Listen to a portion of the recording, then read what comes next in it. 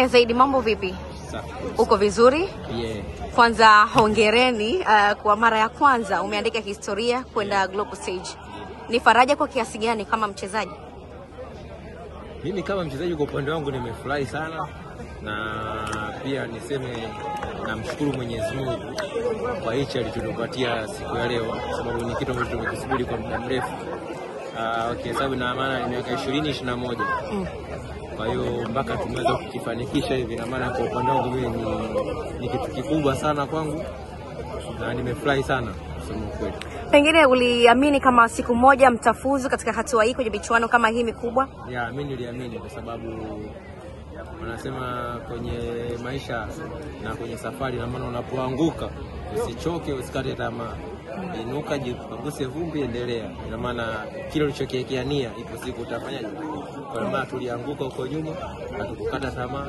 Nia yetu ilikuwa bado iko pale pale kwenda kushiriki kwenye makundi. Alhamdulillah, Mwenyezi Mungu ameitikia dua zetu. Tumeipeleka timu kwenye makundi. Wapinzani wenu walicheza wakiwa open sana. Pengine ndio imewasaidia nyinyi kupata matokeo siku ya leo kwa idadi kubwa ya magoli.